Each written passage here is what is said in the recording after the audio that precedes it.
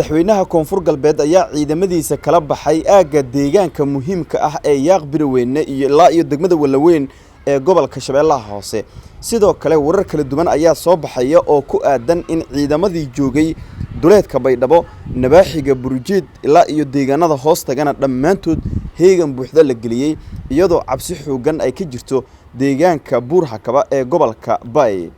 wararkii ugu dambeeyay ayaan halkan idinkugu soo gudbin doonaa saaxiibayaal haddii ay tahay markaaga kugu horeysay ee aad na soo booqato waxaan kaa codsanaynaa inaad saaxiibada la sii wadaagto muuqaalkana meel dheer nala gaarsiisaan sidoo kalena qaybta hoose ee faaladana aragtidiina nagula wadaagtaan mar kale soo dhawaada saaxiibayaal falanqeen kooban ayaan ku eegi doonaa warar soo baxaya oo sheegaya in ciidamadii ku sugnaa aagga deegaanka yaaq birweyne walaweyn ilaa iyo afgooyay wadooyinka isku xira ama wadada isku xirta in qayb ka mid ah laga qaadayo oo la geynayo duleedka magaalada baydhabo halka ciidamadii burjeed ilaa iyo nabaaxiga baydhabana la tilmaamay in heegan loo geliyay loona jihiyay dhinaca degmada buurhakaba ee gobolka bay maxaa ka jira wararka sheegaya in la qorsheynayo in weer lagu qaado degmada buurhakaba ee gobolka bay inahaasi oo idil ayaan halkan ku eegi doonaa saaxiibayaal soo dhawaada haddii ay tahay markaa kugu horeysay aad soo booqato waxaan kaa codsanaynaa inaad saaxiibada la sii wadaagto qaybta hoose ee faaladana aragtidiina nagula wadaagtaan soona dhawaataan saaxiibayaal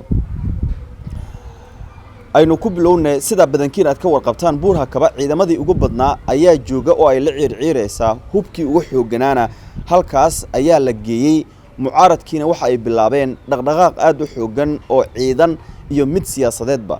foolkaano siyaasadeed ayaana xilligan waxa ay ka muuqataa inay ka qarxaday magaalada baydhabo iyo magaalooyin kale oo dhowr ah oo hoos taga maamulka koonfur galbeed ee Soomaaliya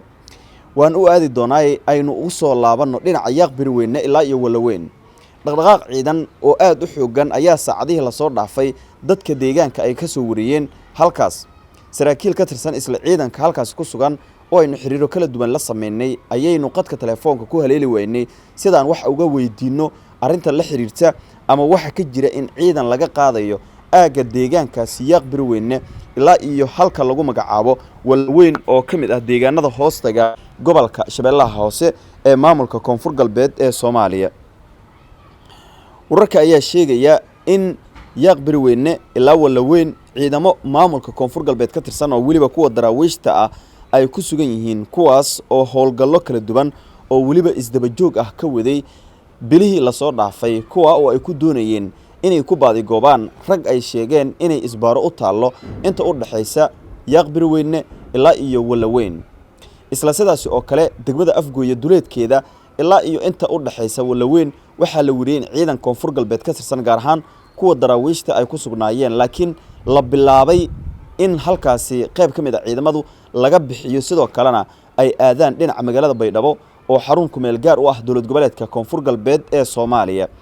saraakiil amni ayaa kulamo kala duwan waxa ay ku yeesheen walaweyn ilaa iyo yaaq birweyne deegaanada u dhaxeeya si gaar ahna kulan gaar ah oo dhexmaray ciidamada daraawiishta iyo kuwa booliiska gaarka ah ee waliba koonfur galbeed ee Soomaaliya kana dhacay degmada walaweyn la isla soo hadal qaaday in ciidamadan ay aadayaan dhinaca magaalada baydhabo oo xarun ku meel gaar u ah dowlad goboleedka koonfur galbeed ee Soomaaliya halkaas oo ay ka bilaaban doonaan howlgallo isdaba joog ah oo la doonayo in lagu soo afjaro waxa maamulka koonfur galbeed ay ugu yeereen maleeshiyaad hubaysan oo doonaya inay carqaladeeyaan ammaanka guud ee magaalada baydhabo iyo deegaanada kale ee koonfur galbeed Soomaaliya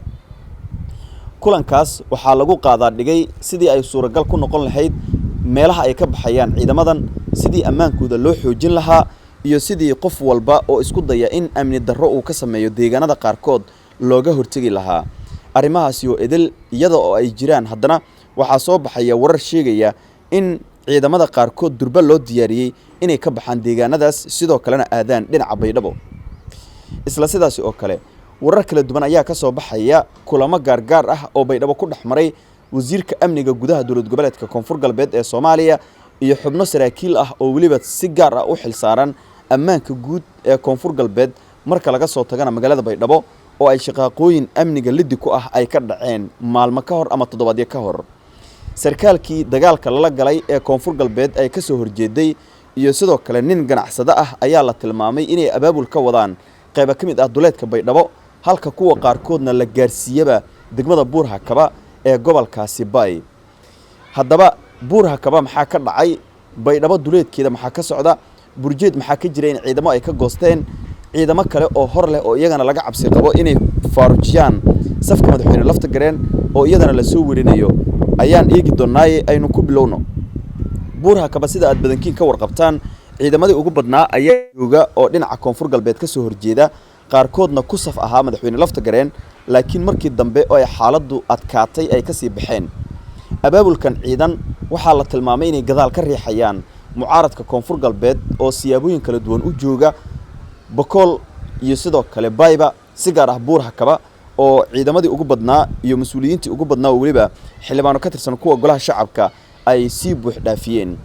warar aan helayno iyo xogo ayaa tilmaamaya in xildhibaanada qaarkood ay la tageen halkaas hub culus ciidan iyo hub ama niraadi iyo gaadiid dagaal oo ay ugu deeqeen ciidamadan siyaabooyinka kala duwan u jooga dhinaca degmada bokool aan niraadi degmada buurha kaba ee gobolkaasi bay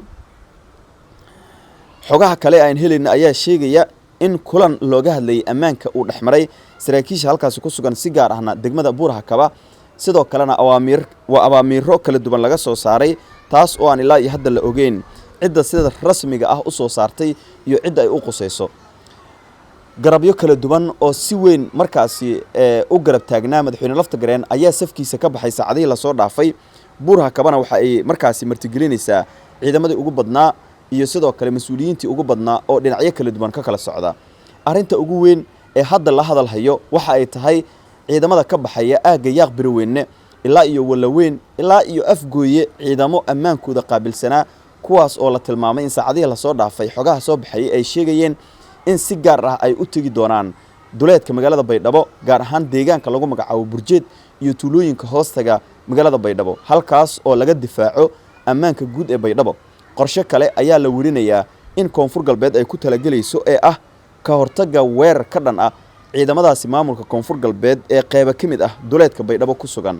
iyadoo buurha kaba ciidamadii ugu badnaa ay martigelinayso haddana ma jiro dhaqdhaqaaq kale oo sidaasi usii ballaaran oo siyaasadeed oo ku lug leh arrintan marka laga reebo xildhibaanada qaarkood oo durba lagu arkay isla buurha kabadii ay iyagu deegaan ahaan ka soo jeedeen qaarkoodna la werinayo in ciidan hub iyo gaadiidba ay geeyeen tala kale ama warar kale oo ka imaanaya dhinaca madaxtooyada koonfur galbeed ma jiro oo ay kaga hadlayaan dhaqdhaqaaqan siyaasadeed ee ka imaanaya saacadihii lasoo dhaafay dhinacyada dhowrka ah ee mucaaradka iyo kuwa muxaafadka ah ee weliba ku sugan gudaha magaalooyinka muqdisho bay ilaa iyo buurha kaba ma jirto ciidan si gaar ah uga amar qaata mas-uul gaar ah oo dowladda dhexe ee Soomaaliya ka tirsan ee halkaasi jooga si gaar ah buurha kaba oo ay wararku sheegayaan in ciidamadii ugu badnaa ay isku bahaysteen iskuna biirsadeen kana hortagayaan fal kasta oo lidi ku ah ammaanka degmadaasi sidoo kalena diyaar u yihiin inay la dagaalamaan cid kasta oo ku soo xadgudubta waxa ay sheegeen inay yihiin ciidamo isbedel doon ah diyaar u ah inay halkaasi ka saaraan nidaamka madaxweyne lafta gareen muddada 3 sano ah sharci darrada ku jooga waa sida ay sheegeen wixii ku soo kordhana saaxiibayaal barnaamijyada wararka dambe ayaan kugu soo gudbi doonaa aragtidiina waxaad qaybta hoose noogu reebi kartaan sidee ayaad u aragtaan in ciidan laga ambabixiyo deegaanada aagga yaaq birweyne ilaa walaweyn ilaa iyo afgooye kuwaas oo loogu talagalay in ammaanka guud ee deegaanadaas ay sugaan laakiin hadda ay aadayaan dhinaca buurha kaba oo iyadana xiisad siyaasadeed iyo mid amniba ay ka taagan tahay haddii aad ilaa dhamaadka nala soo gaartay waxaan kaa codsanaynaa inaad nagu soo biirto saaxiibada la sii wadaagto muuqaalkan meel dheer nala gaarsiisaan